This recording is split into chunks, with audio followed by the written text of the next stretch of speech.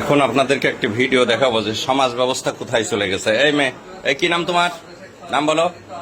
হ্যাঁ, হীরামণি। কোন ক্লাসে পড়ো? আচ্ছা, তুমি কাকে ভালোবাসো? হ্যাঁ, কি নাম? এই মিনাজুল কোনটা? এই দেখো নায়ক। এই টাকা, এদিক টাকা টাকা টাকা। তুই কি করিস? ওয়েল্ডিং এর কাজ করিস। আর তুমি পড়ো কোন ক্লাসে? বেনাপোল মাধ্যমিক বিদ্যালয়ে, তাই না? ক্লাস 6-এ। এই তুমি তুমি হ্যাঁ, এই মাথা ইয়ে করো। তোমার বয়স এত হয়নি। কি নাম তোমার? তুমি ক্লাস 6-এ পড়ো? 7-এ। তো তোমার সম্পর্ক এই ছেলের সাথে, ও ক্লাস 7-এ পড়ে। এই দেখেন ব্যাগ বক্সা, বাসা বাড়ি থেকে এই যে স্বর্ণালঙ্কার সবকিছু নিয়ে, টাকা পয়সা নিয়ে, হ্যাঁ তারা হচ্ছে টাকা পয়সা স্বর্ণালঙ্কার সব নিয়ে বাড়িতে বেতনা এক্সপ্রেসে তারা চলে যাচ্ছিল। বেতনা এক্সপ্রেসের আমাদের এই যে জয়নুল ভাই, তার কাছে টিটিরা সবাই সোপর্দ করেছে।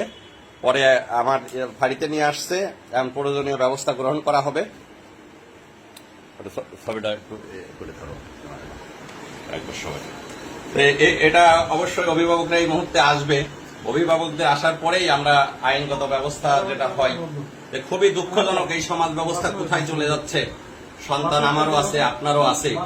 সন্তানদের প্রতি আসলে অভিভাবকদের খেয়াল রাখার পরেও সম্ভব হয়ে ওঠে না সবার। ওই একটা মেয়ের বাবা থাকে বিদেশ, আর এটা ক্লাস 7-এ পড়ে, তারা একই স্কুলে পড়ে, আর একটা ওয়েল্ডিং এর কাজ করে, খুবই অল্প বয়স্ক, যেটা মানে ভাবা যায় না। তারা অলরেডি বাড়ি থেকে পালায়ে তারা হচ্ছে এখন চলে যাচ্ছে। কোথায় যাওয়ার উদ্দেশ্য ছিল? কোথায়? এই খুলনা। কোথায় খুলনায় যায়? কি উদ্দেশ্য ছিল বল দিনি? কি পরিকল্পনা করেছিলি বল, কথা বল। কি পরিকল্পনা করছিলি? কি পরিকল্পনা করছিলি? যাই কি বাসা ভাড়া নিয়ে থাকবে এরকম একটা চিন্তা ভাবনা? তো বিয়ে হয়? তোদের বয়স হয়েছে, বিয়ে হইতো? বল। অযথা তো পুলিশকে তোরা হয়রানি করতি। যাই হোক ভিউয়ার্স, এই হচ্ছে সমাজের অধঃপতন। ভালো থাকবেন সবাই। আসসালামু আলাইকুম।